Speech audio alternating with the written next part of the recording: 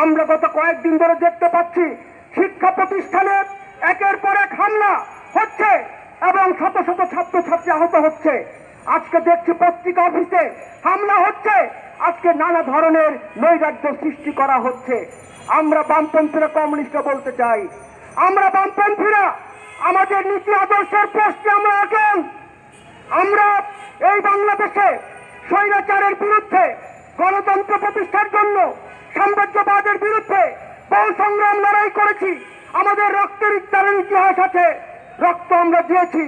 নির্মম অত্যাচার, নিপীড়ন, নির্যাতন আমরা বামপন্থীরা সহ্য করেছি। আজকে বাংলাদেশে আমাদের উপর এই হামলা করে বামপন্থীদেরকে, আমাদের কমিউনিস্টদেরকে, প্রগতিশীল দেশপ্রেমিক গণতান্ত্রিক মানুষকে বিরত রাখা যাবে না সংগ্রাম থেকে, লড়াই থেকে। আমরা আমাদের সংগ্রামে আছি, আমরা আমাদের সংগ্রামে থাকবো। আমরা বলতে চাই, আজকে সিন্ডিকেট ব্যবস্থা শুধু জিনিসপত্র ক্ষেত্রে না, কৃষি ক্ষেত্রে, শিল্প ক্ষেত্রে, প্রত্যেকটা ক্ষেত্রে আজকে সিন্ডিকেট আজকে শক্তিশালী হয়েছে। এই সরকার সিন্ডিকেটকে ভাঙতে পারছে না।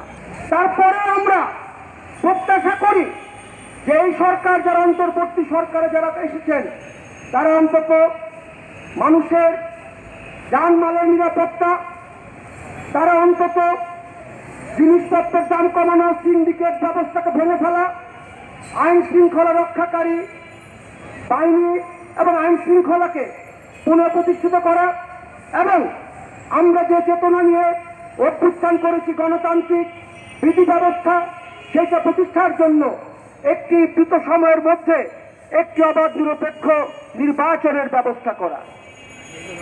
এই কাজগুলোর কথা আমরা বলেছি যে হ্যাঁ, প্রয়োজনীয় কিছু সংস্কার করতে পারেন, করেন, কিন্তু একটা নির্বাচনের মধ্য দিয়ে যদি দেশকে আগানো না যায় এই মুহূর্তে, তাহলে দেশের নৈরাজ্য বৃদ্ধি পাবে।